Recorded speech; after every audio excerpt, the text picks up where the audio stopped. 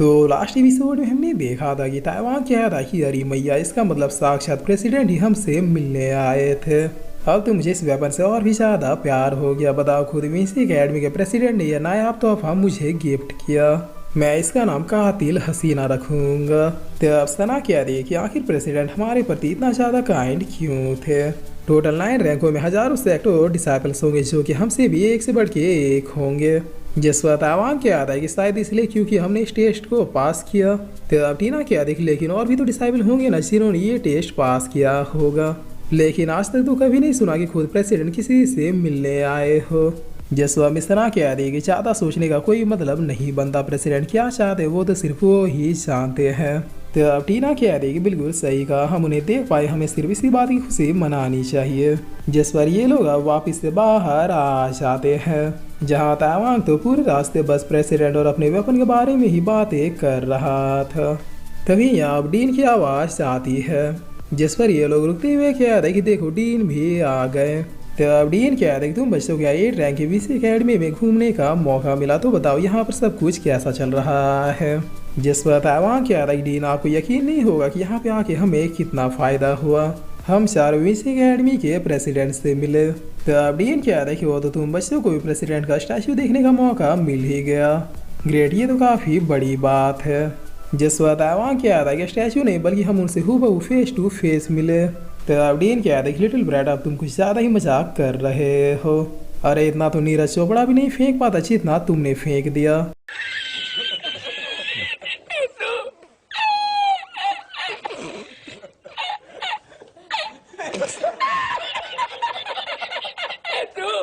आज तक अभी प्रेसिडेंट से मिलने का मौका हम एल्ड्रो को नहीं मिला, तो फिर तुम बच्चों से तो वो क्या ही मिलेंगे। जिस वसना के अधिक डीन ये बिल्कुल सही कह रहा है, हम वाकई में प्रेसिडेंट से मिले थे। तो अब डीन कह रहे हैं कि क्या कहाँ मिले थे, चलो मैं भी चलता हूँ, मुझे भी उनसे मिलना है। जिस वसना कह रही है कि हमें पहला स्टैचू देखने का ही मौका मिला था, बट कुछ प्रॉब्लम की वजह से हम चारों बाकियों से अलग हो गए और तब जाके प्रेसिडेंट हमारे सामने आए थे हमसे मिलने के लिए। मुझे तो लगता है कि अभी तक वो ट्रैवल करते हुए दूसरे यूनिवर्स में पहुंच चुके होंगे।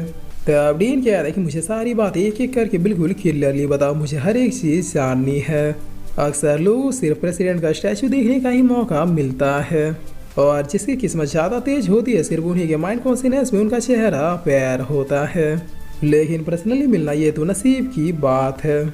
जिस वसना डीन को एक एक चीज़ें बिल्कुल क्लियरली बता देती है। तो अब डीन कहते हैं कि वो तो ये बात है, तुम चारों वाकई में काफ़ी ज़्यादा लकी हो। तुम लोगों ने वो काम कर दिखाए जो आज तक हम एल्डर्स भी नहीं कर पाए। जिस वसना पूछती है कि डीन आप यहाँ पे तेंसस और टेरिटरी के मामले की इन्वेस्टिगेट करने के लिए आए थे, क्या हुआ, क्या वो बात कहीं तक पहुँची। तो अब डीन कहते हैं कि भूल जाओ, मुझे नहीं लगता कि इस मामले में हम कुछ कर पाएंगे। जिस वसना पूछती है कि आप भला ऐसा क्यों कह रहे हैं, क्या 8 रैंक के बीसी अकेडमी वाले आपकी हेल्प करने के लिए नहीं मान रहे। आखिर ये उन्हीं का तो टास्क था। तो अब डीन कह रहे कि यूजुअली इन सारे मामलों का जिम्मा एल्डर दूगू पर होता है, वो सन की एल्डर। बट पता नहीं इस बार क्या हुआ, पहले से भी बहुत ही ज़्यादा आग बबूला होके बैठा है और 90001 के लोगों को तो वो देखना भी नहीं चाहता। खैर तुम लोग टेंशन मतलब अगर ट्रिप खत्म हो गया हो तो फिर वापस से सेक्ट में चले जाओ।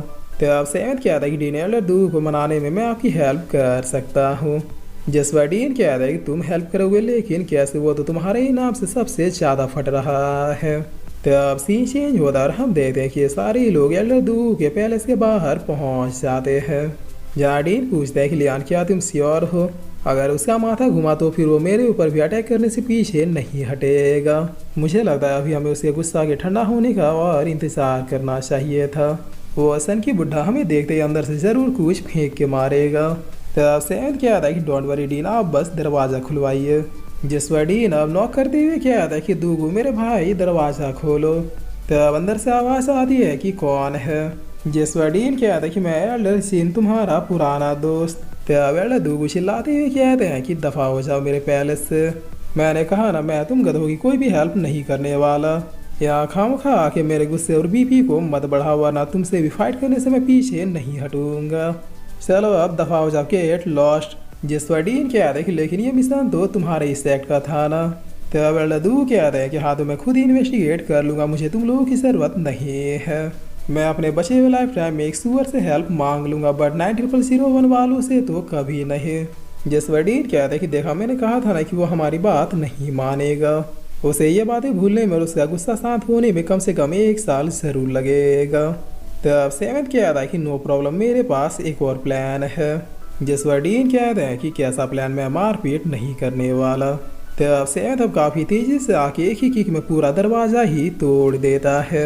जसवर्डीन कहते हैं कि मर गए, अब यहाँ महायुद्ध होगा।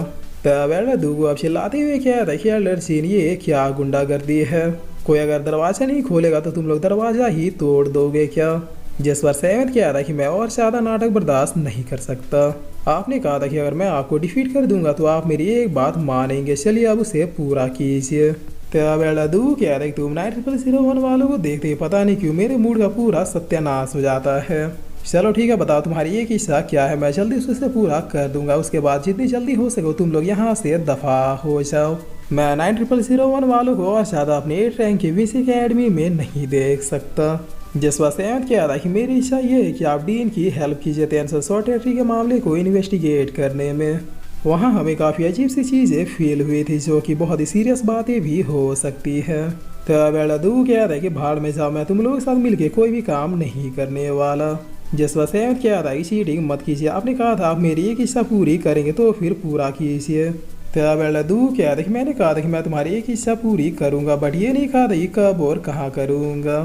तो अब चुपचाप अपना ये बोरिया बिस्तरा उठाओ और यहाँ से दफा हो जाओ। जिस वजह से क्या था कि ओल्ड बटलर तुम अब मेरे साथ डट्टी गेम खेल रहे हो। तब एल्डू क्या था कि मैं अपने जबान से नहीं मुकर रहा, जो कहा था उसे पूरा जरूर करूँगा, बट ये मेरे मूड पे डिपेंड है। तो अब अगर मेरे चाय खत्म होने से पहले तुम लोग यहाँ से नहीं निकले तो फिर माँ कसम बहुत ही ज़्यादा पछताओगे। जिस वक्त वहाँ क्या था कि लियान हट जाओ वहाँ से, मैं चाहता हूँ किसी बुढ़ी की अकल ठिकाने कैसे लानी है। और फिर टाइम अपना स्नाइपर अपेयर करते हुए क्या था कि देख बुढ़े, मेरी कातिल हसीना मेरे हाथों में है। इधर मैंने ट्रिगर दबाया, उधर तेरी अर्थी उठेगी। तो अब जहाँ से सोच रहा था वहाँ से सोचना बंद करो और अपने दिमाग से सोचना शुरू कर। अब अगर एक और बार तुमने लियान को ना कहा तो फिर मैं तुम्हारे भेजे की भुर्जी बना डालूंगा।